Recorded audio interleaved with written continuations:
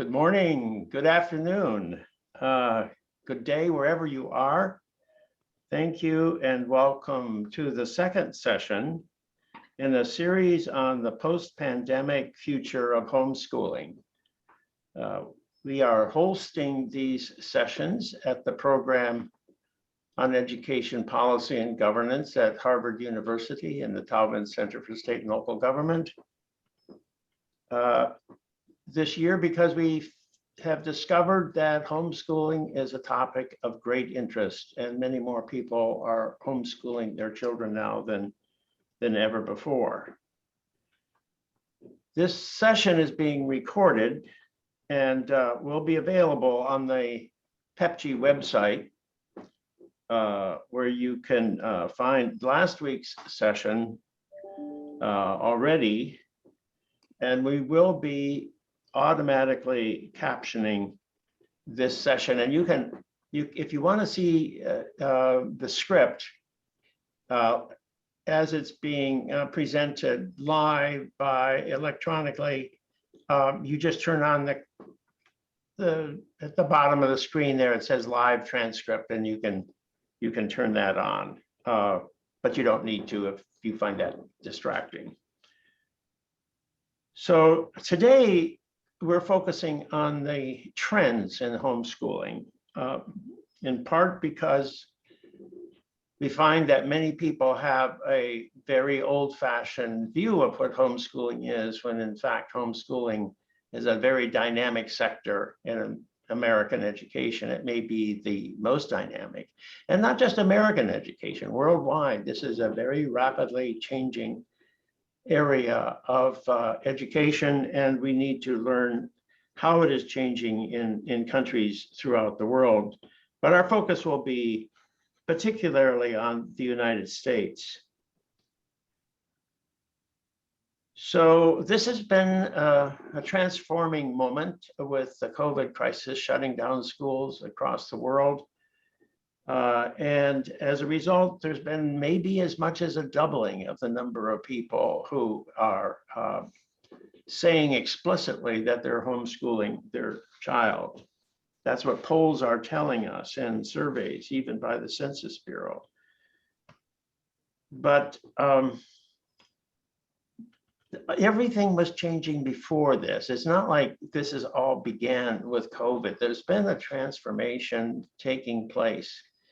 And that's what our session today is going to focus on. Now, before turning this over to Daniel Hammond to introduce our speakers, I want to just thank again Antonio Wentland and Michael Poor and Nick Tavares, who are so critical to staffing our program and to make sure that all the details are properly arranged. But I am especially pleased to introduce Daniel Hammond, a professor at the University of Oklahoma and an expert on homeschooling, to introduce our speakers, as he has played a critical role in the organization of this conference. So Daniel, take it away. Thank you, Paul. So for our session, we have two presenters and one commentator with considerable knowledge of the homeschooling landscape and the great diversity within it. So our first presenter is Sarah Grady, and she's an expert in survey methodology and is currently study director for the National Household Education Survey, which is a survey that's administered by the U.S. Department of Education's National Center for Education Statistics.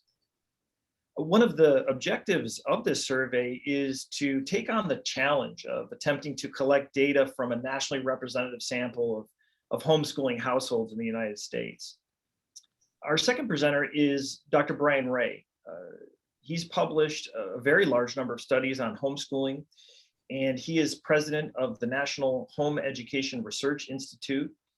And Dr. Ray also regularly tracks and estimates the homeschooling population in the United States. Then our commentator for this session is Dr. Cheryl Field-Smith. She is professor of education theory and practice at the University of Georgia. Dr. Field-Smith has done research on families and homeschooling with a particular focus on African-American homeschooling families. As a brief note to the audience, you're going to see the panelists, but the other members of the audience are not going to be visible, as we have a very large number of people watching this.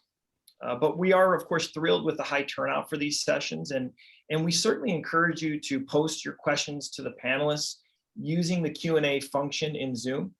However, we'd kindly ask that you pose succinct questions without accompanying commentary.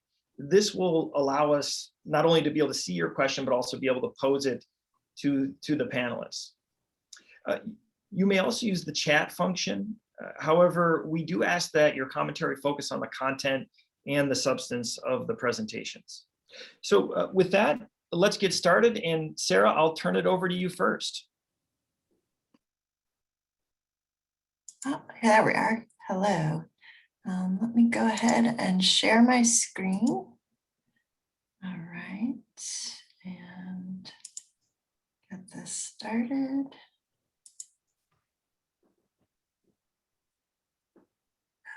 Okay, I think I need to flip this, yes.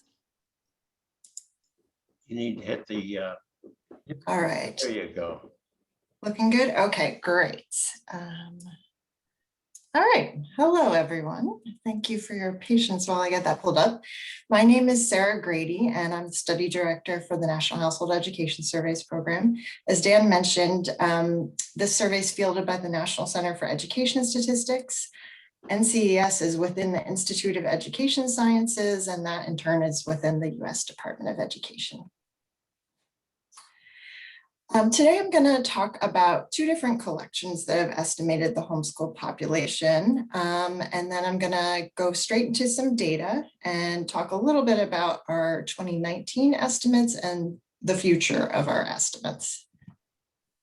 So how does NCS estimate the homeschooling population? Well, for many years, the National Household Education Surveys program was the only federal source of nationally representative estimates on homeschooling. State level data about homeschooling was only available from state education agencies, and there was not comparability across the state education agencies because of differences in laws around homeschooling from state to state, and because of differences in the ways states are collecting data about homeschooling. And then local level homeschooling estimates were even more elusive. But then the pandemic happened, and the Household Pulse Survey happened to respond to the pandemic. This survey is a collaboration across federal agencies. It's being spearheaded by the Census Bureau, and it has been providing data on the percentage of households with at least one child educated in a homeschool setting from the spring of last year to present. And it's providing nationally representative estimates, state level estimates, and some metropolitan statistical area or city, basically level estimates. In March of this year, this article was released on the Census Bureau website that is linked at the top here. It shows higher homeschooling rates than we've seen from prior measures because our prior measures were of the student population, and this is the households with any student being homeschooled. We see that in the spring of last year, the rate was about 5% of households with at least one school-age child being homeschooled. And by fall of last year, that went up to 11%. Among race ethnicity groups, Black respondents had a statistically significant increase over the course of last year from 3% in the spring to 16% in the fall. And then we have a host of states showing increases, large increases, and we can see Detroit and Phoenix among the metropolitan statistical areas with the largest increases over last year. This is an experiment. The Census Bureau is calling it an experimental data collection. So the quality is something that we're going to learn about more as time progresses. The response rates are quite low, and we'll learn more about these data as time goes on. So the Pulse survey is kind of the new kid on the block for homeschooling estimates, but since 1999, the NHS collection has been collecting data about homeschooling. It's part of a survey called the Parent and Family Involvement in Education Survey. And NHS also fields other surveys at the same time. There's surveys about young children, surveys about adults. And really, I want you to know this because it's important to understand that the goal of having precision in our homeschooling estimates is really competing with the goals of having precision in lots of other estimates for this survey every time we go into the field. How is this survey conducted? Well, from 1991 to 2007, it was conducted by phone. From 2012 to 2019, we conducted it using address-based sampling. So that means basically we purchase a sample of addresses that are based upon the United States Postal Service full list of addresses that they use to deliver our mail. And it's optimized a little bit so we can use it for scientific purposes like sampling. And then once we have our sample, which is about 205,000 addresses to begin with, we really just contact them over and over and over again to try to get as much response as we can. And so that's what those arrows are showing there in the slide, all the contacts at the first stage. We don't know anything about these addresses when we sample them. I mean, there's a little bit of information we can glean by attaching sort of American Community Survey data to the address, but really, we don't know if the particular address we've sampled is vacant or occupied. We don't know if there's children in the household or not. So we use a screener questionnaire to first find out if there's eligible children in the household. So this image on the left is like the splash page of our web survey. So if you decided to complete the survey by web, you would go into a page that looks like that. The middle image shows the cover of our screener instrument, and the image on the right shows what that screener instrument looks like. And basically it's a listing of the children in the household. And if you're completing the survey by paper, you will be asked, is the child or youth currently in homeschool instead of attending a public or private school for some or all classes, or if they have some other enrollment status. And if you've responded by, again, if you responded by web, all this happens magically in one sitting for you. You've entered in information about the children in your household. One of those children is sampled, and then we ask more information about the sampled child. By paper, you would have sent that paper form back in, and we would sample a child, and we would send a second survey out to you. And that's what the two images on the right are showing here, the cover and the first page. And this is a list of all the measures in the 2019 Parent and Family Involvement in Education Survey for parents of homeschooled children. And the reasons parents choose to homeschool tends to be the most popular among these measures. So this slide shows that it takes a lot of sample to get down to a relatively smaller number of students on the data file for analysts to analyze. Again, we start with those 205,000 addresses. Then from there, not everybody responds to that screener instrument. And then among those who do, not every household is going to have school-age students. So that's a smaller number of potential students. And then not everybody's responding to our second stage survey. And then if we have 16,500 students or so who are represented in that second stage survey, well, only about 3% of school-age students are homeschooled. So we get down to a very small number of, well, not very small, but a relatively smaller number of students on the data file than our 205,000 addresses we began with.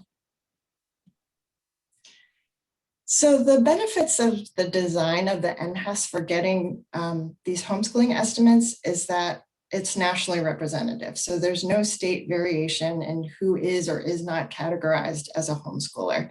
And this in turn allows us to really look at subgroups and compare apples to apples. So we can look at males versus females, we can look at different race ethnicity groups, and everything has been measured the same across the nation. So it's an equal comparison. There are some major drawbacks though. Because of the competition for sample precision, because we're using our sample to also get estimates of students who are enrolled in schools or younger children even. Those homeschooling estimates tend to have less precision than the estimates for enrolled students. And the estimates are also, the validity of the estimates are dependent upon parents having a consistent interpretation of what homeschooling means. And we've seen some evidence that perhaps not everybody has the same interpretation of what homeschooling is. And then major drawback, we're not capturing state and local level variation. And I think many may argue that homeschooling is essentially sort of a local level phenomenon. So let's get to the data. So for purposes of reporting data on homeschooling, NCS excludes students enrolled in public or private school for more than 25 hours per week, and students homeschooled only because of temporary illness. And on the left-hand part of this figure, we can see that there was a nice, neat ascending rate in homeschooling from 1999 to 2007. And that's when the survey was being conducted by phone. And then there's the line, and we started collecting this survey by using mail and web and inbound phone, but with an address-based sample. In 2012, we learned that maybe the methodology by mail was missing out on part-time homeschoolers, and we had to adjust the rate there. And we tried to sort of fix that methodology in 2016. And then we moved to even a slightly different methodology in 2019, where we remove our dependence on the screener item to let parents tell us if the child is homeschooling. So they can still tell us on the screener that the child is homeschooling, but we ask them in many other ways again on the second stage survey if the child is homeschooling in 2019. And one thing I want you to take away from this slide is that since 2007, the rate has been kind of hovering around 3% for our NHAS homeschooling numbers. Okay, so let's look at some subgroups. So the percentage of students who were homeschooled was higher for white and Hispanic students in 2016 than for Black and Asian students.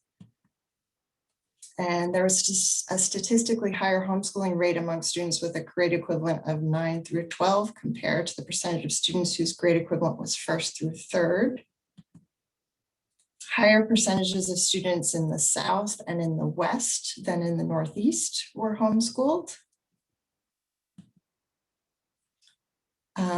Remember that 3% rate. So here we're looking at almost 5% for students who are in households with 3 or more children. In 2016, the percentage of students who were homeschooled was higher for those living in households for 3 or more children than for those who were the only child in the household or those living in households with 2 children. And again, thinking about that sort of 3% rate, we see 7%. This means among all school-age students who have 2 parents in their household where one is in the labor force, 7%, 7.2% of those students are homeschooled. So that's higher, that's highest. And also no parent in the labor force has a higher rate of homeschooling than when there are parents in the labor force. The percentages of students who were homeschooled were also higher for those who were poor and near poor than for those who were non-poor, but no measurable differences were observed when looking at parents' educational attainment. So this is about income, not about attainment, educational attainment. So those were some 2016 estimates, and those are all actually released in the source note at the bottom by NCES. And so moving on to 2019, these are the items that we used in 2019 on the second stage survey to ask about homeschooling. And for the first time in 2019, never prior, we asked about full-time online virtual or cyber school in question 2E there. So previously, if someone said they were homeschooling, we didn't really know if it was a full-time online student or not. And so because of this change, there's a lot of different ways we can slice up the 2019 data, and we have preliminary estimates because we haven't yet decided really how we do want to do that. On the left, we have the estimate that's most comparable to prior years.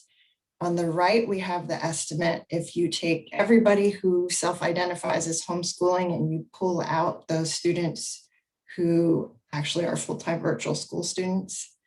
And then the brown bar is 0.5% of the school age population. And that is the estimate of full-time online virtual schooling in the nation. And then on the right is what I'm calling an instruction at home rate, which is basically if you take everybody who says they're homeschooling plus everybody who is a full-time online virtual school student. And then if you want to look at the proportion of that 3% rate that is an online full-time virtual school student, it's about 16%. So our last collection was 2019. We're going to go back into collection again in 2023 and get a post-pandemic estimate of homeschooling. A real concern I have is wondering how parents' interpretations of the word homeschooling or parents' interpretation of what virtual schooling is will have changed because of experiences during the pandemic. And we plan on having some qualitative debriefing interviews during the 2023 collection to try to understand our quantitative data better during that time. And the data files for 2023 will be released in fall of 2024. Thank you very much. Thank you, Sarah. That was quite informative. Brian, you're up next. Tell me, okay, ready, set. Is that looking correct? All right, so we're going to talk about 4 key barriers affecting the choice to homeschool, evidence from a fragile community, and a little addendum, changing homeschool demographics, which will come first. I need to give credit. I want to Danish, Shaquille, Fred Worth, and Valerie Felder. Thank you, colleagues. So real quickly, this is a kind of an overlap there with Sarah, but this is the National Home Education Research Institute's summary of the last many years. Quickly, I'll add that x-axis is not to scale, the last 4 bars. It's hard to squeeze them all in and get a number there. So my estimate is that March of 20, that's pre-pandemic, there were about 2.6 million K-12 homeschool students. My best estimate now, won't get into all the details, roughly 4.5 to 5 million homeschool students. So that's about where I am now. We could talk about that if you want to. Very quickly, what are the changing demographics? I think it's important for people to see, and Paul Peterson kind of alluded to this at the very beginning. For decades, we saw that the median income of families was about median income for families with children, school-age children. In 2016, quote, poor by federal standards, 21% of homeschoolers, and for the 2019, about 10%. Let's look at parent education levels. For a long time, the parent education level was slightly above the national average, but now we look and see that it's probably becoming a little more proportionate.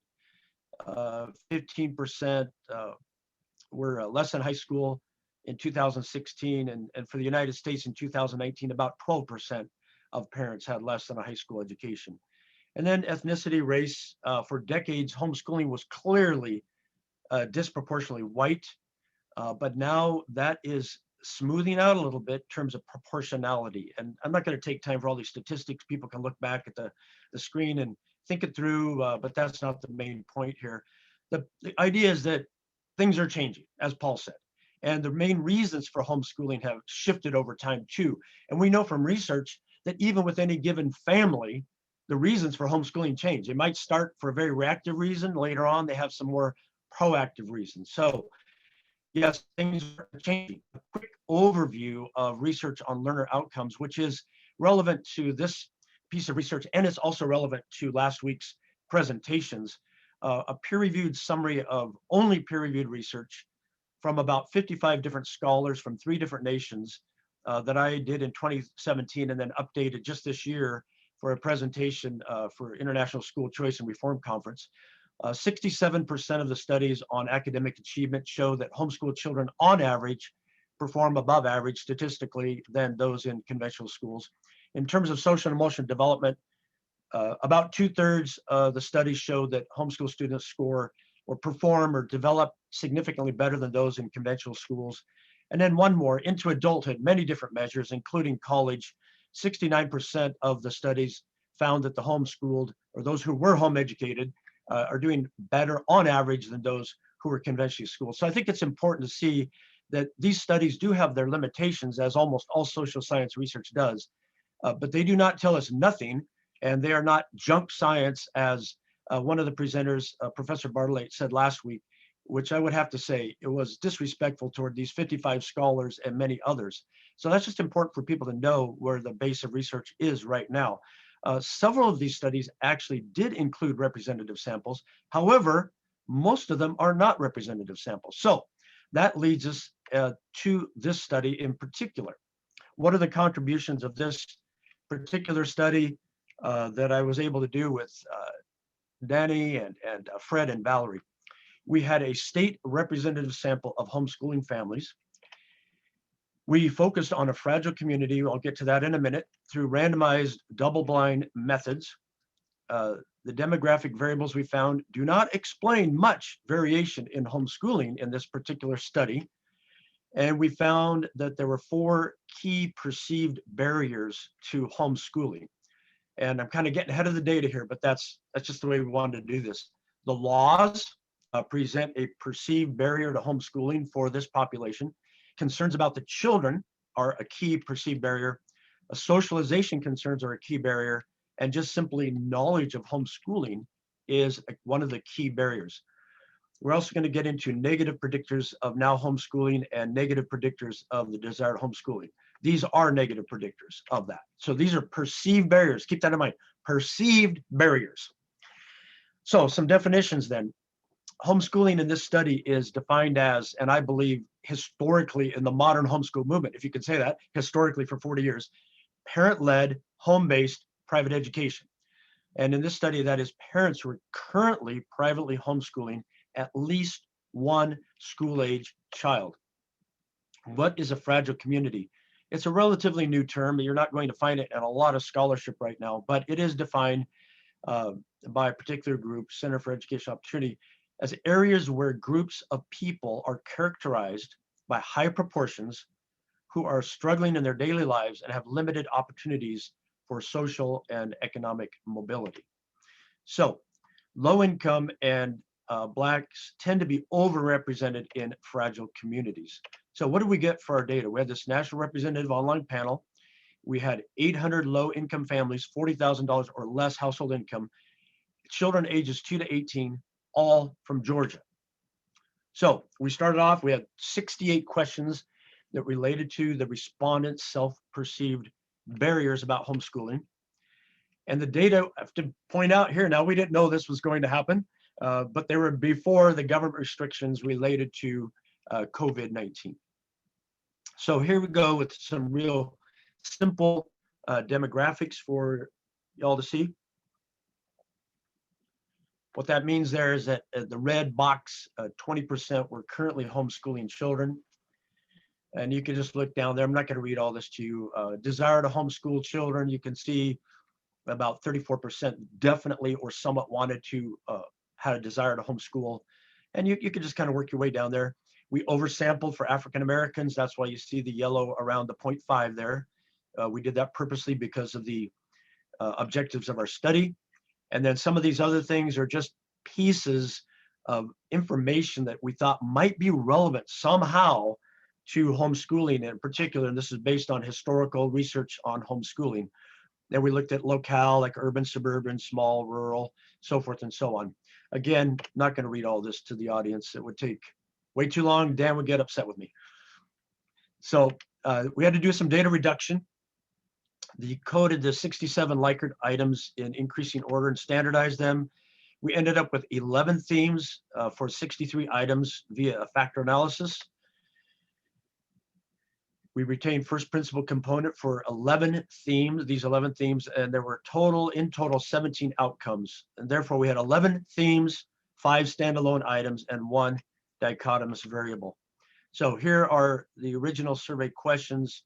Do you desire to homeschool your children?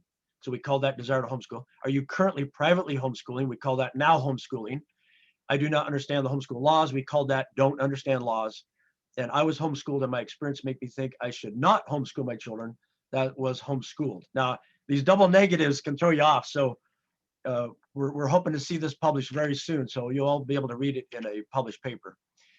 What were these key things, the key themes that seem to be the most obviously significant things that were negative correlates of desire and currently homeschooling? One was concern about social isolation of my child. Another was concern that children will not have good social development. You might say, well, what's the difference? But look carefully at the wording. I do not know how to get started in homeschooling. I do not understand what homeschooling looks like in practice. So those were the key things that popped out. And the standalone items that we had were, we feel there are barriers. We don't understand the laws. The regulations are burdensome. I have a special needs child, or I was homeschooled. Again, these are not necessarily negative or positively correlated with a desire. So you'll see that in the findings here in a moment. Again, here are the key themes: support systems, curriculum, ethnic concerns, opinions of others, experiences, that is personal experiences with homeschooling and such, concerns about self as a parent, concerns about the children, socialization, knowledge of homeschooling, and I'm sorry, my chat is in my way of me reading what I'm seeing here. Skills, my personal skills and resources. I'm not sure how to get rid of that chat thing there. Okay, so here we have, as you can see, most things did not explain much in terms of perceived barriers. Most demographics explain very little in terms of perceived barriers. On this table, you can see one standout: experiencing homeschooling growing up. As you can see, these are positive numbers, the 0.254 and the 0.414, where that is, if you were homeschooled growing up, you were more likely to be now homeschooling, and you were more likely to desire to homeschool. So people might not be shocked, but we didn't know for sure whether we'd find that, so that is what we found. Let's move to the next table. I'm watching my time here. Yeah, doing okay, it looks like. All right. Now we kind of bore down a little bit more into some other demographics. Again, you can see the vast majority of these demographic factors were not significantly related to either now homeschooling or desire to homeschool. There might not even be enough here to really talk about. We did see a significant difference between living in a town and urban, but again, not a lot there. Here we're going to maybe start seeing a little bit more in terms of explaining from demographics, either homeschooling a child now or the desire to homeschool. But again, we do not see any big standout patterns, because you look at the educational level of the parents, and it's kind of a mishmash in a sense. And overall, all of these demographics together explain very little variance in these, maybe 14%. All these demographics only explain about 14% of the variance in terms of who is now homeschooling, and only about 7% of the variance in the desire to homeschool. So really, relatively speaking, that's pretty small. All right, so here I think we get to perhaps what might help us to see some things a little more standing out. Now, I'm going to try to simplify this a little bit for myself, see if I can do that, and for the audience. Let's look at models 2 and 4. That would be the third column and the fifth column. And those are the models where we are controlling for the demographic variables. So as you can see, if everybody could just focus their eyes on the column that has a 2 in parentheses at the top. You can see that I don't understand the laws. If that's perceived as a barrier, they are significantly less likely to be now homeschooling. That's the negative sign. And if you look at the fifth column, model 4 and the parentheses 4, again, you also see that the more they perceive not understanding the laws as a barrier, the less they have a desire to homeschool. That's how you would read that. And you can see that we're having been homeschooled, was homeschooled, is less likely to see, in other words, more likely to be now homeschooling. That's the point, that's positive 0.023. And then go down to support systems. You can see that that was a significant perceived barrier, which would be negatively correlated with a desire to homeschool. The same for curriculum. If they see curriculum as a barrier, that's negatively correlated with a desire to homeschool. Let's go to one more slide on this. We have, again, take a look at models 2 and 4. That's the third and fifth column. Concerns about children. You can see significant in both model 2 and 4. Self-concerns is significant in model 4. Socialization in both not homeschooling and desire homeschool, and knowledge is also. So we have some very consistent things happening with at least those 4 areas, those 4 themes. So what is the uniqueness of this study? We have a representative sample, which I'm very excited to be able to do. That's been very limited, and I've been able to do that over the years, but here we finally got to do it, Sarah. Focus on Black families and a fragile community. That's a very, very new focus here. There have only been a couple of studies ever that have focused on the barriers to homeschool. We have so much research on reasons for homeschooling that I did an international study once, presented at an international conference, and I see there's starting to be a few more studies that are focusing on the barriers to homeschooling as a choice. Demographics do not explain much of the variation in homeschooling.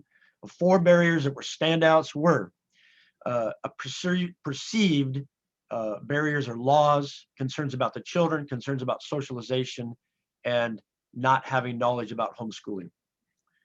The more barriers faced by fragile community families that do not already homeschool their children, the less likely they are to homeschool. Okay, so we do have some limitations. We need some replication, we need some external validity, and it would be great to have a larger representative sample. So there we go, and thank you very much. See if I can stop sharing. Thank you, Brian. Let's turn it over to Dr. Field Smith. I'm sorry, I'm looking for my stop share. There, where'd it go? Stop share. You got it. Did I? Somebody got it. Good afternoon. I'm honored to be here. I see our time slipping away, so I'm going to edit myself and what I was going to say. But I am honored to be here, and want to just start right in. I'm going to give you some of my thoughts on the presentations, and then a little bit on my own work. One, Sarah, it was wonderful to have insight on how the U.S. Department of Ed actually conduct these surveys. The data reveals really interesting responses to our framing questions for this session regarding actually who does homeschool. One of the things that I found particularly interesting is the large number of Latino families that are homeschooling related to the number of white families. We had 3.8 white families white families and 3.5 Hispanic Latinx families. Yet the research rarely presents the perspective of Hispanic families in homeschooling. I find that really an alarming need to do more research with that group in particular. And I'm a qualitative researcher, so I want to hear the stories. I'm a collector of their stories. And so that it would be interesting to have more insights into what's going on there beyond the numbers. I did find an article that was published in 2020 that suggested that between 2012 and 2016, there was a 68% increase in Hispanic students being homeschooled, which I thought is very interesting. That was, it was 2020, it was published. I don't know if that was pre-pandemic or not, but that's something to look into. We also don't hear very much about Asian American parents that are homeschooling. The Washington Post last month talked about this return to the face-to-face school and how Asian American families are actually opting to keep their children home for virtual learning. So that's something that we should look into as well. In Sarah's statistics, that labor force slide really stood out to me.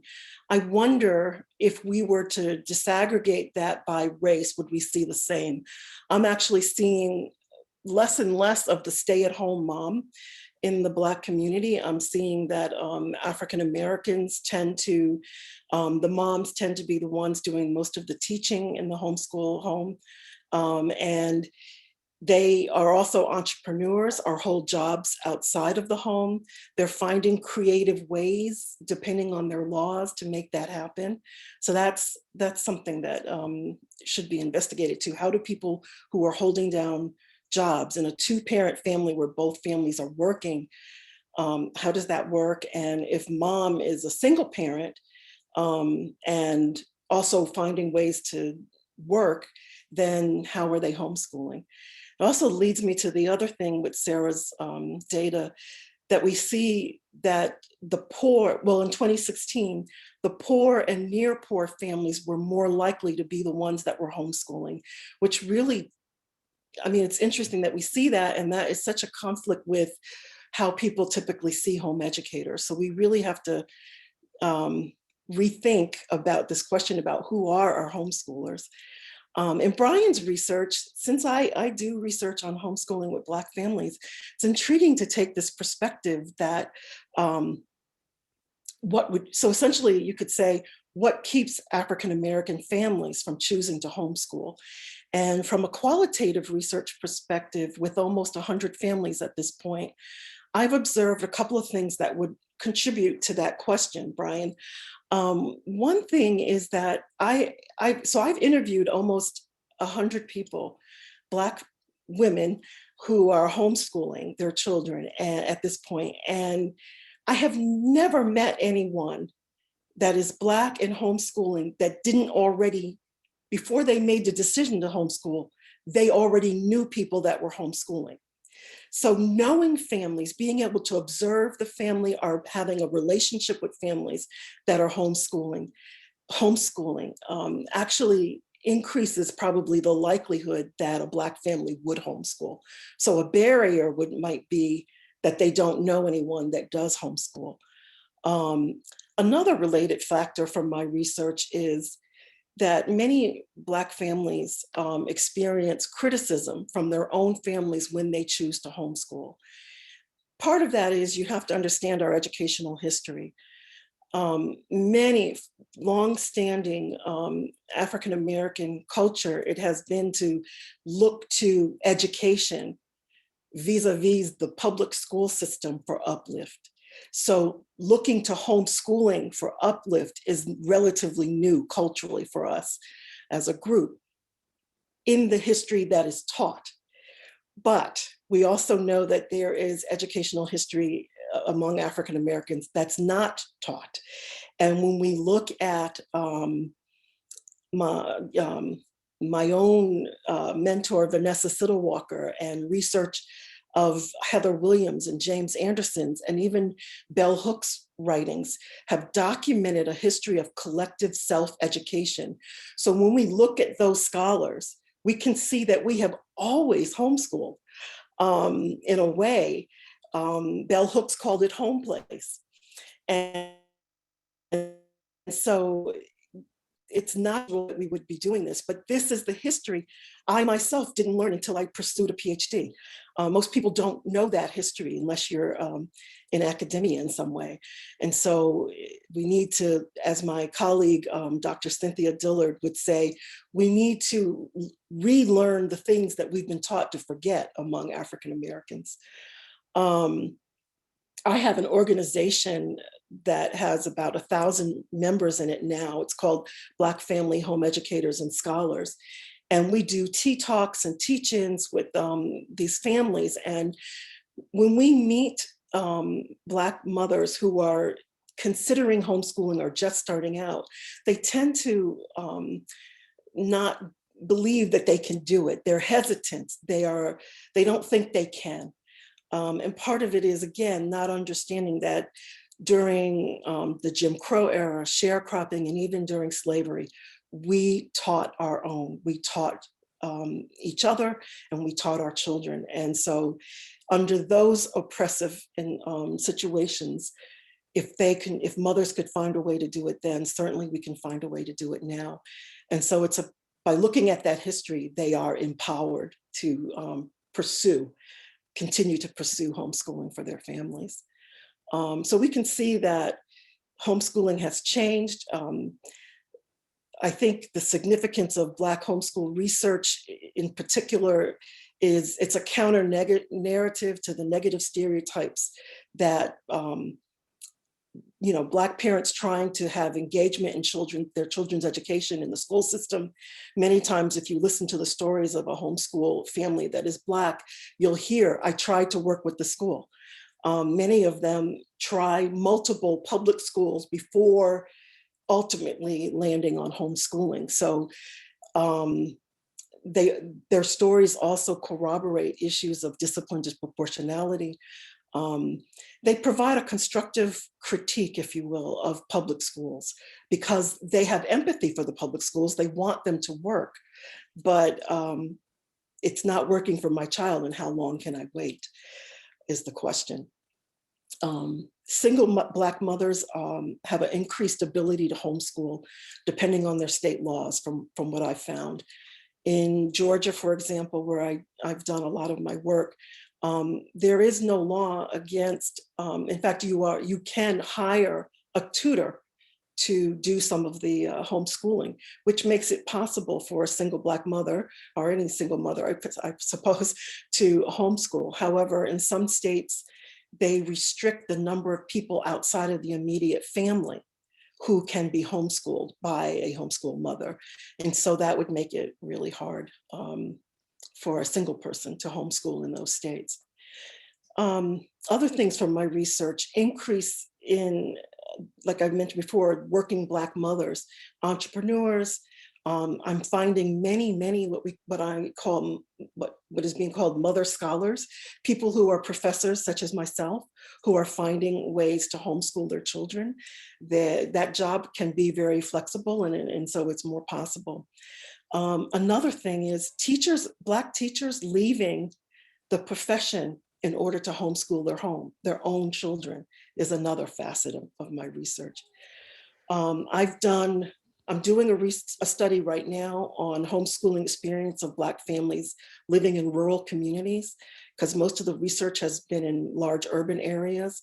And I'm finding that they are very isolated, so much so that when I ask them if they can refer anybody else to me, they usually end up referring me to somebody in another state, not somebody in their rural area, because they are the only Black person in their rural community that they are aware of that are homeschooling. So they're very isolated. However, when I ask about the advantages, this connection to land is one of the things that I look forward to writing up. There's freedom and healing in what they do with their curriculum in rural communities related to the land that they have surrounding them. Dr. Fieldsmith, Yes. if we could ask you to sort of wrap up, we do want to get to some questions. Yes, okay, I'll Very stop. interesting commentary. It's Okay. very germane, but we do want to give people a chance to. I'll stop there then. Thank you. Okay. Thank you very much, Cheryl. I think that was nice. We got sort of a 2-for-1 there. We got some excellent commentary, as well as we got to hear about your research. Yes. Thank you so much. Well, let's jump into the questions then. We only have 36 questions, and many of them are excellent. So I don't know that we'll get to all of them. Maybe we can bundle a few. Paul, do you want to start off, or would you like me to start? And you go ahead and pose the first question, and I'll pick up from there. Okay, so here's one for Sarah and also maybe Brian. So this, with homeschool research, the self-selection issue is so big, and is sort of this continuing limitation in homeschool research, that those who are represented in samples may not be representative of the actual homeschooling population. So Sarah, who do you think is, who are you missing in your survey? Who might be left out? If we could get you to kind of speculate a little bit and think through who we need to do a better job of surveying.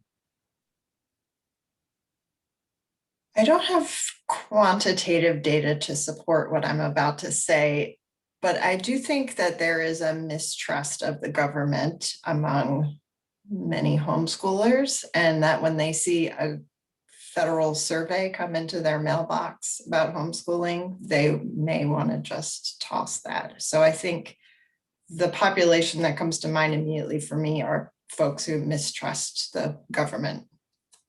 Mm-hmm. Very quickly, first of all, in social science research, you always have some limitations. So, hey, that's just life. And you try to learn what you can from what you get. Secondly, research shows that if it is a voluntary type of sample, you tend to get a little overrepresentation of higher socioeconomic status. So it might be those of lower socioeconomic status, we used to call it, or fragile communities or whatever, that might be not, being caught as much in the study. So I'll just keep it brief there. And Brian, did you mention your survey was representative of the state of Yes. Georgia? Is that correct? Yeah, how were you able to do that? One of the ways that you do this as an independent research institute is you go to a subcontractor. So you go to somebody like, the big names in surveys, and they keep these panels of representative samples. So you're paying them to get the representative sample, and you're trusting them that they know how to do that. Let's be blunt about it. That's how it works. And they go get the representative sample for you, and they have ways to incentivize people to go ahead and fill out these surveys. I can't do that. So it's not like they do or don't trust me, so to speak. You're going with the big name survey outfits. Like if you hear a poll about, hey, how many people support the president today? You're trying to find representative samples, and you're paying somebody to do that for you. Thank you. Paul, you're muted. I have a question for Sarah as well, and that has to do with the large differences between the percentages identified as homeschooling in the household survey, which you've gone into in detail, and this new survey that's arrived, the new kid on the block, that's getting completely different answers. Now, I understand that one's asking, is there any homeschooling going on in the household? And the other one's talking about a specific individual. So that could account for some of the difference, although it seems like it couldn't account for all of the difference. So why is it that one government agency is coming in with numbers that are really quite dramatically different from another government agency? I think the biggest reason is that our most recent estimates are from 2019, pre-pandemic, and those household pulse survey estimates began in the pandemic. And I think it was 5% was the spring household pulse survey estimate, which is not a large amount higher than the 3% we're typically getting. So I think the 5% didn't alarm me that much. I think that huge jump to 11%, I think it was in the fall, is a really big jump. And I think, again, this is considered methodologically experimental research by the Census Bureau. The response rates each week that survey has been fielded has been 10% or lower. And so the non-response bias, like what Brian was just referring to with certain subgroups maybe not responding at the same rates as other subgroups, may be quite dramatic in that survey. And we just don't have a good sense of that yet. I have a comment there. Paul's muted. While he's muted, I don't want the government to spend more tax dollars. However, it's going to be fascinating if they keep that pulse survey going for about another year. And if they use the same methodology, whether it's, the best or the worst, we're going to have some kind of consistent answer.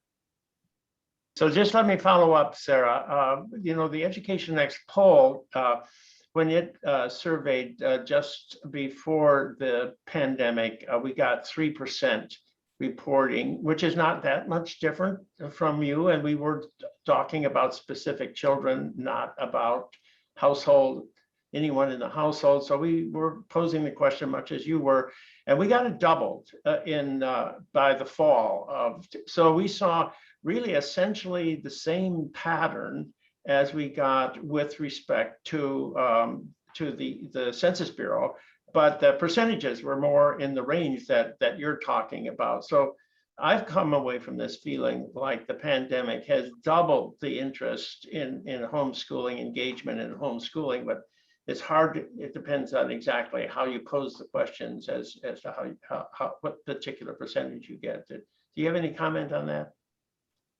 I think that's fantastic. It's great when data sources tend to align. And I think we probably should compare the item wording. I think that's a great idea. Brian, you had a comment. Go ahead. If there are more questions, let's do that. Okay. Well, a lot of questions are asking about definitions and coding decisions related to homeschooling, and online education is, of course, getting thrown in there. And I'm wondering if maybe the two of you could make a comment on that. I think there's some difficulty trying to figure out whether someone is a virtual student or a homeschool student. And I think that's going to be increasingly, that's going to be a challenge. And I was wondering if you both might weigh in on that. Yeah, it's extremely important from a research perspective. All the researchers should be asking some very specific questions, maybe modeled after the NHES, look at it, maybe modeled after how I word questions and surveys. I'm conducting a study right now with another representative sample, and we're going to be extremely careful about that, because I think to understand what's going on, there are conceptually and substantively very different elements between government school at home, like government virtual school at home, private virtual school at home, and people from the bottom up choosing to home educate. There's so many differences how that works out. And then that relates to the dependent variables of satisfaction, academic achievement, empowerment, whatever. So it's just really important from a research perspective, be careful about your definitions. And also when people study homeschool students, whether 12 years old or they were home educated, they're 25 years old, it's also very important to find out for how many years were they home educated, private schooled, government schooled. It's very important for the authenticity, in a sense, of the treatment. So Cheryl, I have a question about the law and the regulations and the effect on homeschooling in the African American community, and also about fragile families. When you described your experiences, your qualitative research, these families didn't sound very fragile to me. They sounded to me like people who knew what they were about. And but I do want to know whether or not their understanding of what the regulations were and so forth had an effect on whether or not homeschooling was taking place. Yes, the use of the term fragile is, like Brian said, is really, it's from the Center of Academic Opportunity, and it doesn't mean weak at all. But yes, from my experience, the families have a strong understanding of the laws that they're working within. And now I'm talking to people from California, Arkansas, everywhere. But they understand the laws, and most of them are in states that the laws are not very obtrusive. The laws really allow them to do what they need to do. And so I haven't talked to too many people who find the laws restrictive, right? They find that they're able to, even in Georgia, where they have to be tested every 3 years, once they hit the 3rd grade, they're allowed to pick the test. So they're in charge of just about everything. They are perceived as private schools. So the law isn't necessarily a barrier for those who are aware of the laws and understand the laws. And I think that's Brian's point, if I'm right. Right, Brian?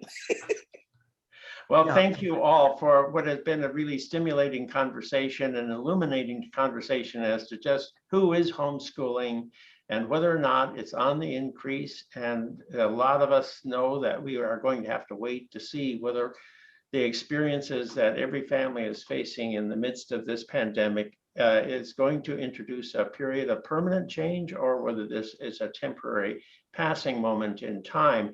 Now, Daniel, would you tell us a little bit about what we will be covering this coming week?